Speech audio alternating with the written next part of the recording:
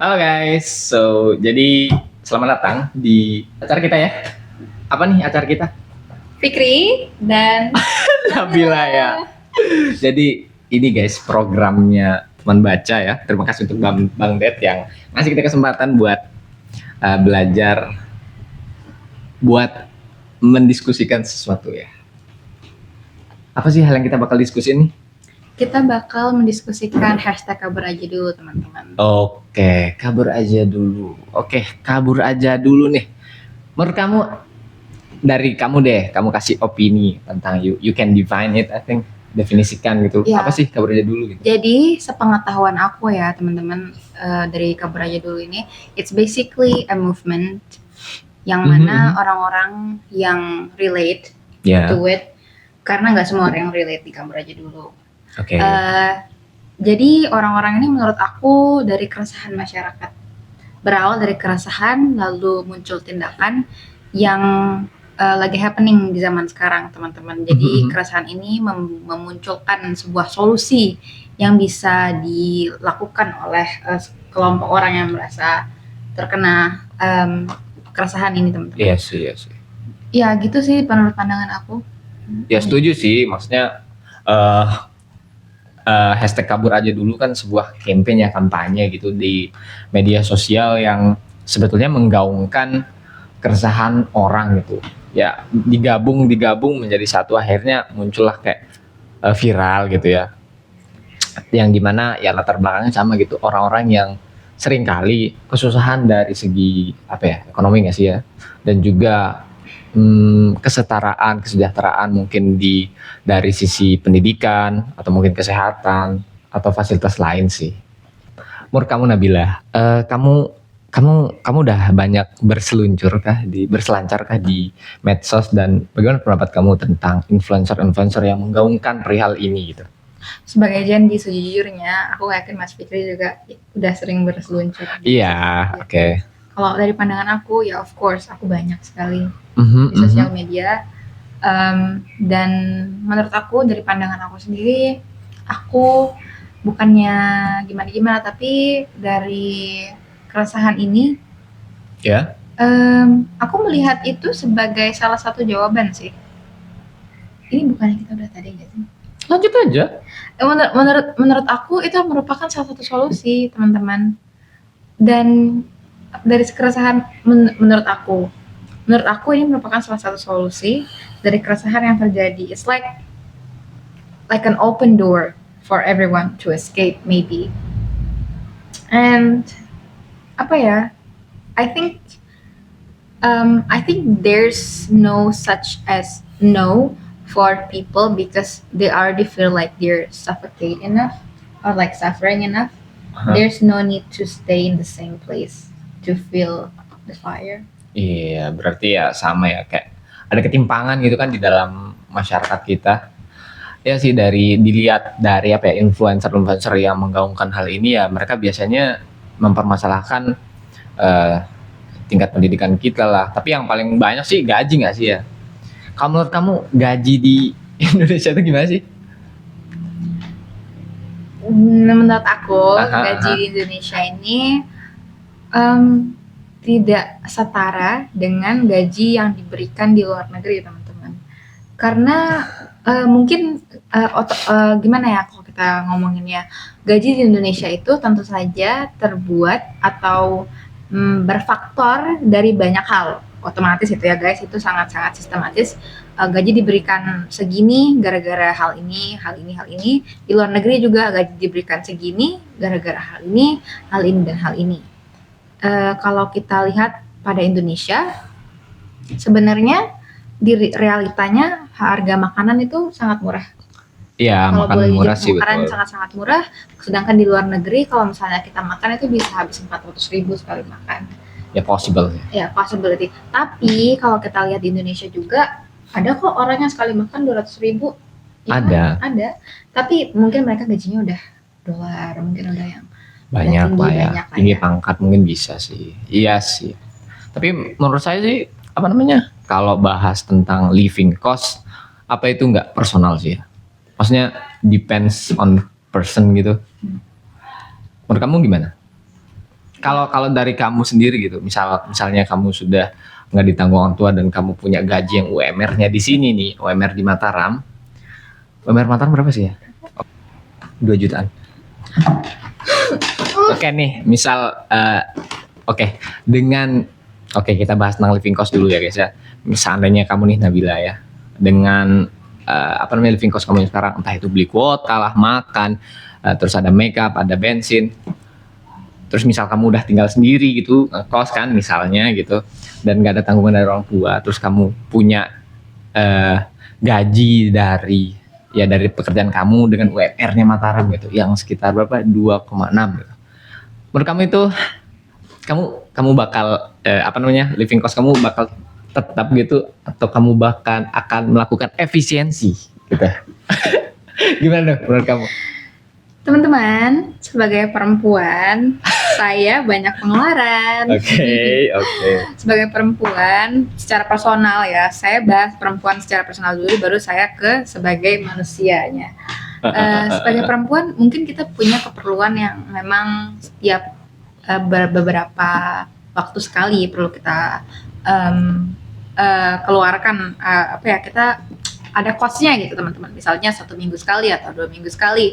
Kalau perempuan kan ada kayak mau ke salon, mau bikin kuku, di situ dan lain-lain, itu baru sedikit banget teman-teman. Karena menurut aku ya, kalau aku bikin, bisa katakan kayaknya di aku kurang. Kalau personalnya aku, kayaknya kurang. Emang kalau misal kamu kayak ke salon atau bahkan pedicure ya namanya? Kalau pedicure buat kaki, kalau manicure buat tangan. Oke, pedicure, manicure, salon, makeup itu habis berapa sih? Misal andai kata sebulan deh, kira-kira? Sebenarnya produknya tuh nggak harus habis sebulan kan ada aja yang makainya lebih lama produknya. Tapi tergantung juga produknya tuh kan ada range harga produk kan, ada yang mahal, ada yang murah. Kalau aku saat ini biasanya aku lagi pakai produk yang nggak terlalu mahal, nggak terlalu murah gitu. Kalau menurut aku untuk 2 million gitu ya, menurut aku kurang. Karena itu kita harus ada uang untuk kehidupan teman-teman, untuk makan, untuk kayak misalnya tempat tinggal teman-teman. Menurut aku kurang, karena kita sebagai manusia punya interest lain nggak sih Mas Fikri? Iya, kalau misalnya Mas Fikri pengen main game, pengen top up segala macam, Mas Fikri kita kan punya suka spending di luar gitu ya. Mas Fikri suka main saham kan? Bukan saham. Mas Fikri suka main apa? Saya main belajar kripto sih guys. Ya, dia suka main kripto kayak belajar. Jadi kita punya spending masing-masing. Aku suka dia suka kripto. Berapa Mas Fikri? Sebut. Apa? Angkanya kalau main kripto. Ya segitulah. Gitu. Nah, segitu juga aku spending buat make up guys, buat segala macam. Jadi menurut kamu kayak cost living dengan gaji, seandainya kita digaji dengan UMR itu kurang lah ya. Jadi menurut kamu it's very relevant ya buat kabur aja dulu gitu. I think it's very relevant. I see.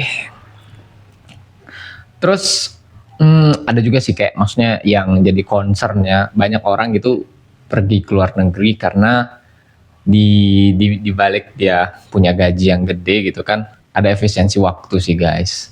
Ya nggak sih, maksudnya efisiensi waktu dalam artian misal kalau mereka mau pergi kan di luar negeri itu gampang banget ya buat bepergian di dalam negaranya. Sama karena juga the transportation. Iya makanya karena transportasi umum. Coba di sini kan belum ada gitu. Sama juga transportasi, habis itu fasilitas. Iya, lengkap banget gitu. Dan sangat relevan untuk saat masa kini. Kan kadang kalau kita di yang terpencil itu kita nggak nemu apa yang kita tahu gitu. Kalau kita pengen sesuatu nih, sulit banget malah. Kita harus kayak just tip gitu teman-teman. Hanya paling itu juga salah satu hal yang menggoda ya untuk orang kabur aja dulu sih. Benar. Tapi menurut kamu dari misal oke lah dia bisa menunjang living cost kita yang misalnya ideal bagi kita sekarang, terus bahkan bisa membantu kita untuk meraih kebebasan finansial. Tapi di balik itu semua misalnya ada nggak sih kira-kira menurut kamu nih hal negatif yang bakal muncul dari fenomena yang kayak gini? Mungkin dari segi Segi apa? populasi manusia. Oke. Kita bisa ambil contoh dari Jepang. Ya kenapa Jepang Mas tuh? Fikri tahu kan Jepang gimana sudah mulai membutuhkan imigran, membutuhkan banyak Oh iya, penduduk betul. baru. Butuh tenaga kerja ya. Ya, sepi gitu teman-teman. Mungkin takutnya, walaupun Indonesia ini sebenarnya sangat-sangat banyak penduduknya ya teman-teman. Kedua dari Cina nggak sih? Ya, kedua dari Cina dengan penduduk paling banyak di dunia. Kayaknya udah berubah deh. Udah berubah ya. Ya kayaknya guys. Tapi intinya masih banyak. Intinya masih banyak lah ya. Masih banyak, tapi nggak sedikit Jepang. Tapi masih banyak. Itu sih takutnya aku kalau misalnya pada pergi ke luar negeri untuk dengan tujuan Niat kerja gitu. Dengan tujuan tertentu. Oke. Ya, takutnya pada satu pada hilang. Jadi the nationality itu bisa jadi concern bagi kita semua. Nasionalisme jadi concern. Oh, berarti kamu sangat setuju dengan Pak Bahlil ya? Gimik aja sebenarnya biar nggak di-brand. Ya apa-apa. Oke. Wah, ternyata Nabila concern sekali dengan Pak Bahlil ya guys ya. Orang yang kabur aja dulu itu ternyata tidak nasionalisme. Tapi ada yang menarik nih guys, kayak fenomena sebaliknya gitu. Balik lagi gitu. Apa ya fenomenanya bilangnya sebutannya? Pokoknya tagarnya juga balik aja dulu. Ya balik aja dulu mungkin apa gitu ya. Pokoknya fenomenanya sebaliknya gitu. Setelah kita apa istilahnya? Hijrah ke negara tetangga, kita bakal balik. Ya kan hijrah itu artinya berpindah, berpindah lah. Sama kayak saya kan, saya tuh berpindah dari Kopang ke Gerung. Nah, itu hijrah namanya kan. Pindah domisili sementara untuk kuliah guys. Oke, lanjut. Jadi ya banyak orang juga yang bilang bakal balik gitu ke Indonesia dan membawa apa ya? esensi atau pelajaran yang udah dia take the knowledge from the country that they went to and then they went to their don't turn back and then make changes there. Iya. Idealismenya sih begitu ya guys ya. Ya semoga saja bisa kejadian gitu orang-orang pada benar-benar concern dengan nasionalisme ya sebagai orang Indo yang sangat-sangat cinta dengan negaranya gitu dan peduli dengan banyak orang sih. Karena menurut saya ya kabur aja dulu ini butuh banyak privilege nggak sih? Maksudnya kayak butuh banyak preparation. Butuh banyak banget privilege in kabur aja dulu. Every fees is self-funded in my self-funded ya, berarti itu cukup berprivilege ya. Maksudnya kalau kita ke luar negeri kan kita butuh banyak persiapan. Hold on, I'm going to make a conceptual here. So the thing here, you said that kamu bilang tadi itu harus berprivilege kan? Yeah. I think it has the correlation with how many salary that we got here. In our opinion, to get out here needs money that costs a lot, but that doesn't mean that in the other country that the money that we have to spend to go to another country that is a lot. Probably that makes like this kind of view in ourselves that makes in our opinion that this uang ini segini ini banyak, padahal in reality that it doesn't cost a lot, probably because karena kita sudah diporsikan segitu aja. Oke. Oh, berarti menurut kamu kayak orang Indo nganggapnya sebetulnya gajinya gede gitu ya, tapi di luar negeri sebenarnya itu biasa aja gitu. Nah, berdasarkan kata Nabila gitu, kayak gaji orang Indo di luar negeri itu rasanya gede ya. Sebetulnya kayak bagi kamu itu, bagi orang aslinya di sana itu nggak gede kan? Iya sih, maksudnya kayak di Singapura orang-orangnya gitu dapat gajinya sekitar 75 juta gitu. Di Brunei sendiri 28 jutaan. Di Malaysia sendiri 14 juta itu bagi warga sipilnya di sana ya. Sedangkan TKI-TKI-nya kayaknya ya mungkin bisa di bawahnya lah ya. Mungkin setengah atau berapa lah gitu. Oke, aku ada pertanyaan gitu. Aku ada pertanyaan tentang kabur aja dulu nih. Di TKI sendiri di Indonesia menurut kamu pekerjaan yang dilakukan oleh orang-orang Indonesia itu kebanyakan high skill atau low skill sih sebetulnya? Depends, karena nggak semua orang. Nggak maksudnya yang di rata-rata gitu, yang kamu lihat gitu. Di Lombok. Bukan yang di luar negeri gitu, misalnya yang ke Australia gitu. Itu low skill atau high skill. Tapi there are a lot of Indonesian people in Australia and USA that works on high income skill actually. An example, IT. more specific. I don't understand actually. But like I know a person there. Oke, but kalau opini saya sih ya guys ya. Probably you see there are a lot of Indonesian people working low paying jobs because that's what they wanted to see, like the government want you to see that, karena banyak banget TKI, TKW dan segala macam that do you think that way? Kalau menurut saya sih ya guys ya, dari yang saya lihat gitu, ada konten kreator di IG gitu, dia itu pergi WHF kalau nggak salah ya, ke Australia guys. Dan kerjanya itu kayak tukang cuci piring gitu, ngambilin jeruk, hasil tanam-tanaman gitu. Misal ada lagi yang lain gitu, kebanyakan kan TKI di Indonesia itu kerjanya kayak kerja kasar gitu. Mas Fikri, tapi nggak semua orang kan begitu. Enggak, tapi Kalau yang saya lihat itu kebanyakan gitu kalau dominannya. itu mungkin Mas Fikri ngeliat yang emang skillnya tuh they don't have the skill to. Iya, karena menurut saya gini ya, maksudnya nggak semua orang itu bisa nggak semua orang itu mau pergi kuliah gitu. Banyak kan juga ada orang yang misal pergi ke luar negeri gitu buat kerja, menyambung hidup dengan harapan gaji yang lebih gede, walaupun mereka punya skill yang kurang memadai gitu. Maksudnya dibandingkan di sini gitu ya, jadi ART itu kan beda banget tuh Bisa penghasilannya. di bawah sejuta ya. Ya. Saya 500.000 doang. Itu buat sebulan lagi. Tapi sedangkan kalau mereka yang di luar kan bahkan bisa Bisa bawa mobil, bisa bawa mobil gitu. Maksudnya orang-orang yang di kampung itu orang-orangnya yang pada pergi ke luar negeri itu udah punya rumah. Untuk sekelas kerja kasar itu langsung bawa pulang Avanza bisa loh guys. Iya, maksudnya ya kayak gitulah. Kebanyakan sih. Selain privilege dari gaji di sana yang enak banget gitu, orang yang kayak kerja kasar bisa istilahnya nabung ya. Kan banyak gitu orang yang bilang kalau kerja di Indo dengan UMR itu kayak susah nabung gitu kan. Bahkan ada prediksi kalau Gen Z itu susah beli rumah. Rumah kemahalan guys. Ya, mahal nggak Mas? Ya karena inflasi guys. Waduh. Ya, terus nanti ada biaya anak sekolah. Waduh. Mas Fikri Mas Fikri mau anaknya sekolah yang bagus kan nanti, mau sekolah kalau bisa internasional kan? Nggak mau sih saya maunya yang paling bagus guys. Kalau mahal. Nanti kalau misalnya Mas Fikri mau punya anak berapa?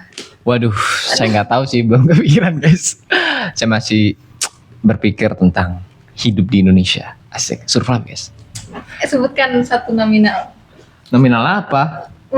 Nominal apa tuh? Anak mau berapa? Nominal kayak uang dong. Nah, kalau itu sih saya belum kepikiran ya, belum ada concern buat pikiran kayak gitu-gitu sih. Oke. Kembali lagi ke sana.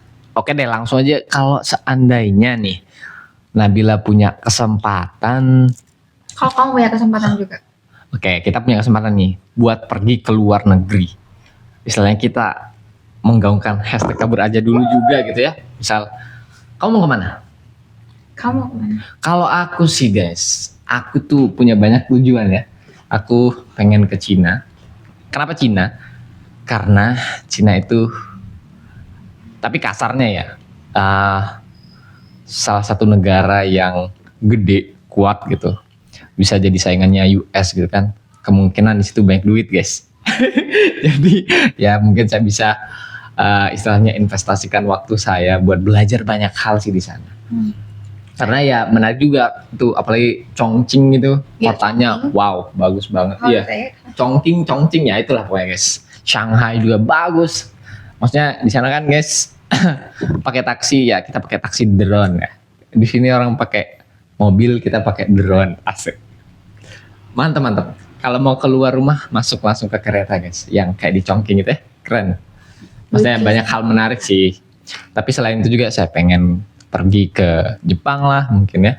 Kamu emang Asia banget. Asia. Tuh, nggak juga sih sebetulnya.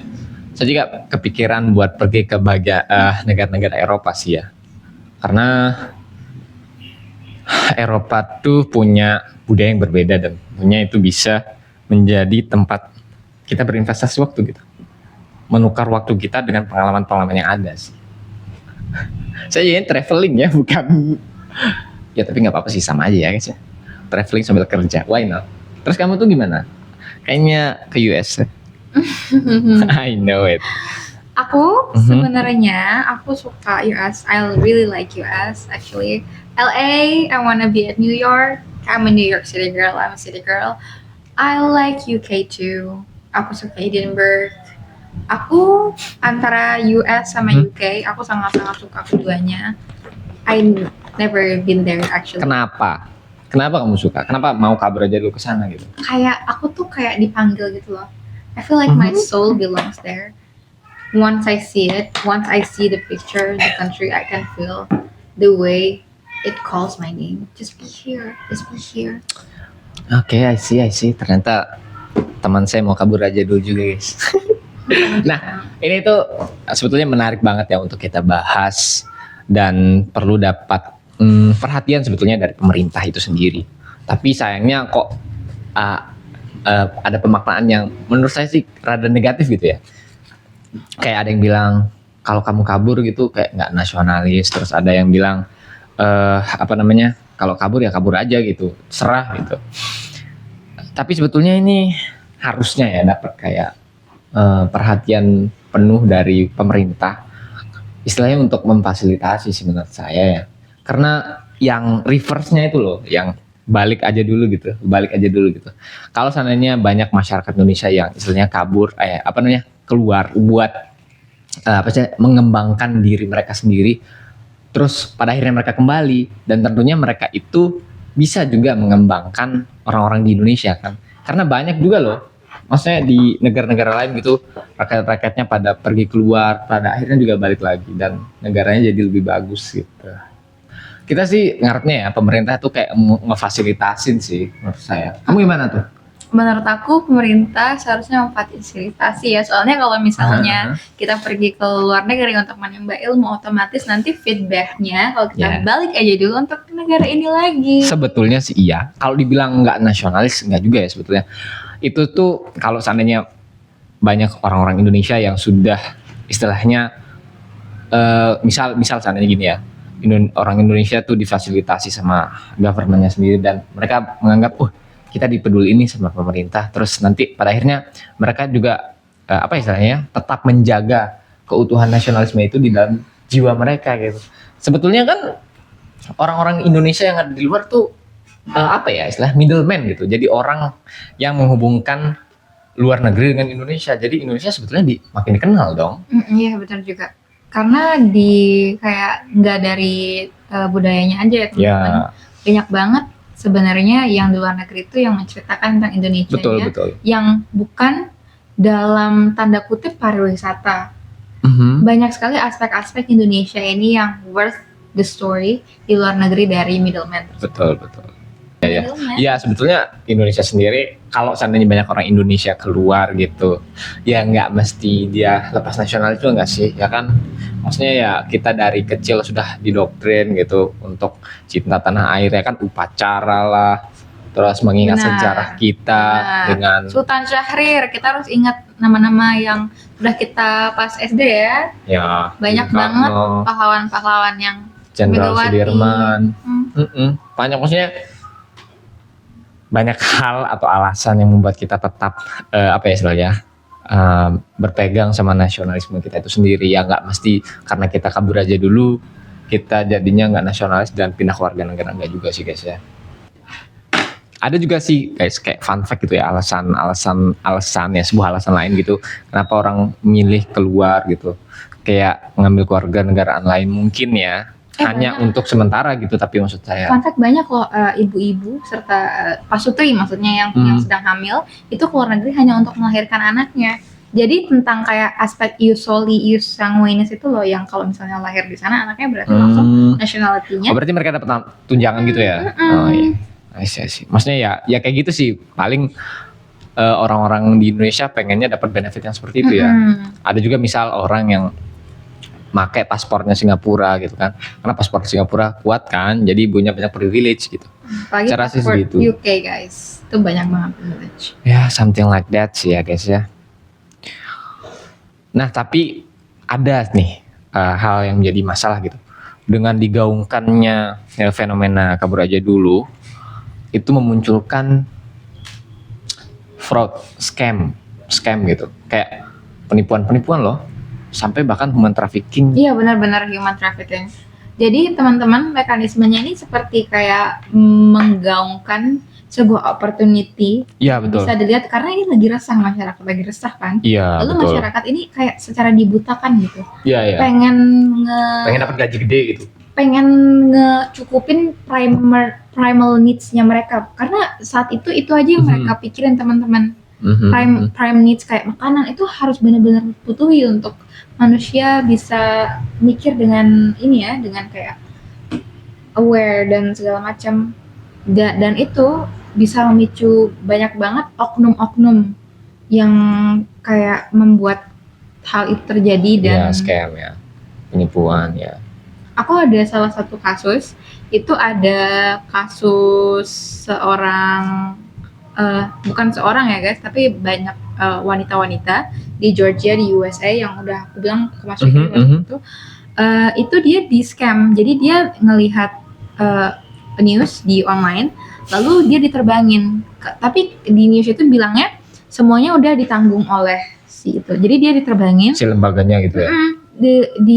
Langsung ke Georgia. Ternyata itu bukan perusahaan yang punyanya Georgia. Ternyata usut punya usut itu punya seorang perempuan yang bukan nationality-nya, even bukan orang USA teman-teman, tapi nationality orang China. Jadi kita harus berhati-hati banget. Iya betul. Iya sih, karena menggiurkan sekali sih sebetulnya guys, kalau kita bisa kerja di luar gitu kan, kayak kita tuh diliatin di sosmed ya, enaknya aja gitu, kayak tinggalnya enak, makannya enak, bisa sambil wisata gitu. Tapi kan orang jadinya kayak luput gitu, mengingat bahwa ada juga tuh hal negatif yang bisa aja muncul. Sebenarnya boleh, tapi harus lihat-lihat lagi kalau misalnya terlalu too good to be true. Nah itu dia sih, betul. Benar-benar kita waspada. perhitungkan kan, kita benar. pikirkan lagi itu, kita rencanakan lagi. Kalau salah-salah bisa nanti ada yang paspornya ditahan, lalu bisa di-abuse bahkan ya. Benar-benar buruk lah. Ya, jadi ya kalau seandainya ya siapapun itu pengen keluar misalnya ya, persiapannya harus matang lah ya. Jangan kayak karena dibilang sama si orangnya atau oknum itu kayak gampang, cuman butuh ini KTP misal, butuh uang sekian juta gitu, bisa langsung berangkat. Ya jangan langsung percaya sih, kayak harus recheck dulu ya. Kita harus banyak-banyak research tentang apa sih. yang kita mau lakukan, apalagi di negeri orang, teman-teman. Nah betul juga, karena kita bakal sendiri tuh. Coba bayangin sakit sendiri. Ya memang kalau merantau kan di Indonesia sakit sendiri ya sama aja gitu. Tapi kan kalau di sana maksudnya budayanya beda gitu tuh. Kayaknya bakal lebih susah sih. Jadi harus hati-hatilah, karena itu bisa menyangkut apa ya, nyawa juga sih. Kalau soal experience perantauan emang berat ya Mas Fikri. Gimana nih Mas Fikri yang udah merantau? Aduh, kalau merantau ya rasanya sepi banget sih. Banyak juga sih dari apa ya, orang-orang yang kabur aja dulu atau influencer yang kabur aja dulu bilang kalau di perantauan tuh sepi gitu. Benar-benar kita tuh harus mengandalkan diri sendiri gitu. Jangan karena kita ditolong sama orang buat pergi ke luar negeri, kita jadinya ngandelin orang itu terus gitu. Benar. Nah itu sebetulnya bahaya juga sih. Kita harus rely on ourselves. Nah betul. Makanya harus pede guys. Kami sedang melatih pede. Waduh. Terus ada yang menarik, berita menarik guys hari ini ya. Ya kemarin sih kayaknya di Indonesia ada magician ya guys ya. Ada magician. Dia itu bisa mengubah Pertalite menjadi Pertamax. Aduh itu menarik sekali guys beritanya. Ya mungkin itu bisa kita bahas ya guys ya, hal kayak gitu. Gimana menurut kamu tuh? Kamu lihat berita itu gimana tanggapannya? Oke, ternyata dia silent guys. Oke lah. Ya itu sih guys, ada positif negatif dari apa namanya kabur aja dulu ya. Ya paling segini aja sih ya yang kita bisa bahas ya. Dan thank you very much for your attention guys. Kita minta maaf kalau ada yang salah ucap. Dan kita sangat butuh kritik dan saran ya. Oke. Jadi Ketika kalian jangan lupa di like, press the subscribe button, press the comment section, dan kalian bisa minta Sure. segalanya kayak, oh tolong bahas ini dong di next pertemuan. Terus kayak, oh kakak yang ini bisa lebih ini, terus Yeah. nah, bisa kita sangat menerima kritik dan Yeah. saran kalian semua. karena jujur guys, kita ini benar-benar baru pertama ya. Iya, ini benar-benar pertama banget, jadi kita mohon maaf banget apabila ada kata-kata yang salah Iya. atau kita tidak acting Pembahasannya mungkin Iya, kurang juga ya. mungkin Karena kurang ya ya. betul, ternyata wawasan saya masih cetek guys, tapi gak apa-apa, saya akan belajar. Terima kasih guys. See you in the next video ya. Kami Bye-bye. Nabila. Fikri. See you And next see you next video. video. Bye-bye. Bye.